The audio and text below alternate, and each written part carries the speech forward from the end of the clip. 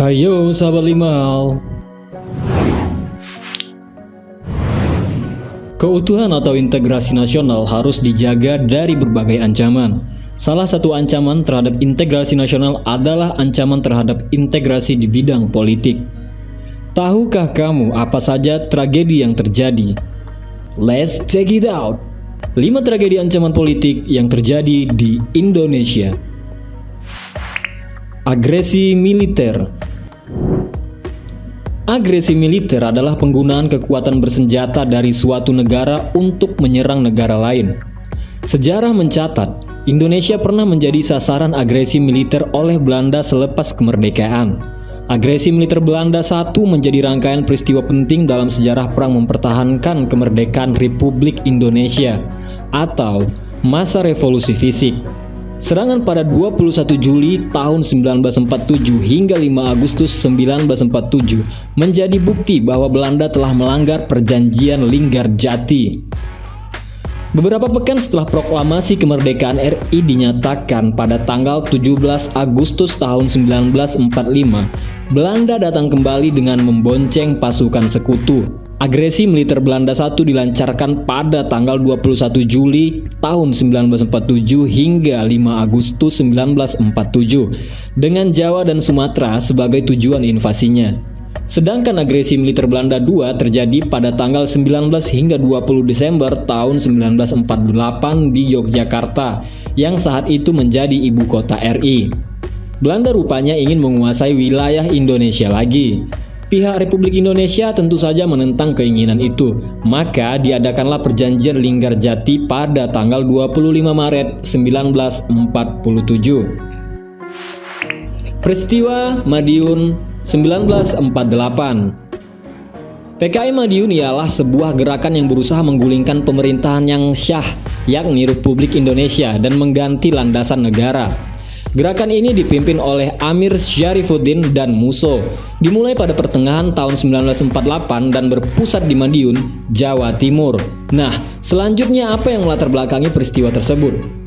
Jatuhnya kabinet Amir Syarifuddin akibat ditandatanganinya perjanjian Renville yang sangat merugikan Republik Indonesia. Setelah tidak lagi menjadi Perdana Menteri, Amir membentuk Front Demokrasi Rakyat atau FDR yang kemudian bekerja sama dengan organisasi berpaham kiri seperti partai-partai dan komunitas sosial di Indonesia. Lalu kedekatan Amir Syarifuddin dengan tokoh PKI Musso dan bercita-cita menyebarkan ajaran komunisme di Indonesia.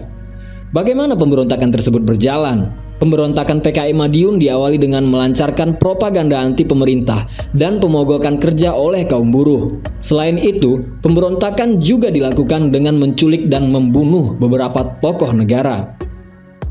Pemberontakan Darul Islam dan Tentara Islam Indonesia.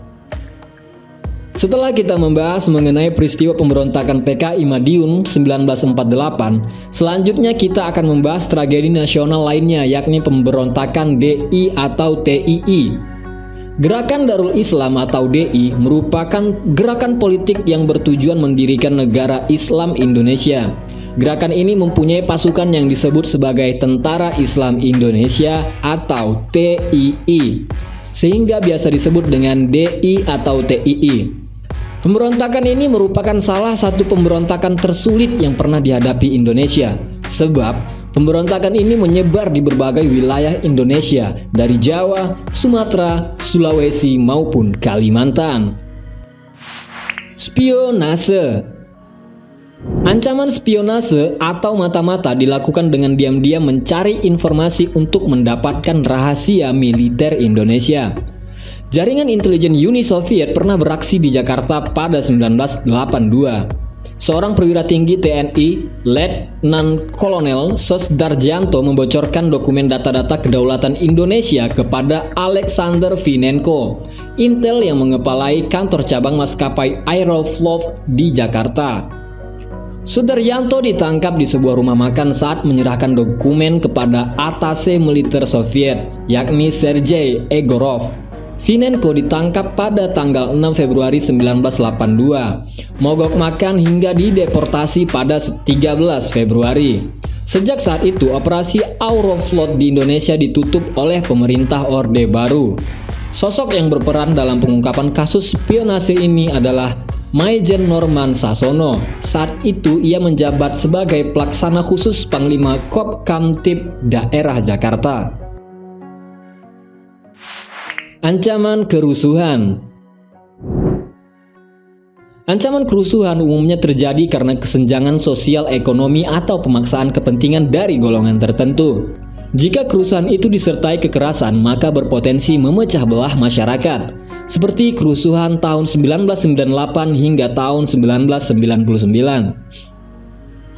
Pelanggaran hak asasi manusia atau HAM secara besar-besaran terjadi di kala itu. Satu di antaranya yaitu tragedi Trisakti yang menewaskan 4 mahasiswa Universitas Trisakti pada tanggal 12 Mei 1998. Sehari setelahnya yaitu tanggal 13 hingga 15 Mei 98 menyusul peristiwa-peristiwa pelanggaran HAM lainnya yang dikenal dengan kerusuhan Mei 1998. Pada rentang tanggal 13 hingga 15 Mei, 24 tahun silam Indonesia bergejolak akibat kerusuhan rasial terhadap etnis Tionghoa di sejumlah kota. Antara lain Jakarta, Medan, Palembang, Solo, Surabaya, serta beberapa kota lainnya. Koordinator Investigasi dan Pendataan Tim Relevan, Sri Palupi pernah menganalisis peristiwa rusuh tersebut dan mendapat kesimpulan bahwa kerusuhan Mei 1998 disebabkan oleh sentimen anti-Tionghoa yang telah lama berlangsung, yang kemudian dimanfaatkan untuk memicu kericuhan akibat krisis moneter. Oke sahabat 5 hal, itulah tadi 5 tragedi ancaman politik yang terjadi di Indonesia. Semoga dengan ini rasa nasionalisme kita tetap semakin tinggi. Menurut kamu tragedi mana yang paling tragis? Silahkan tulis di kolom komentar ya. Oh iya, jangan lupa dukung channel ini dengan cara tekan tombol subscribe, like, dan share. Sahabat 5 hal, stay tune dan thank you.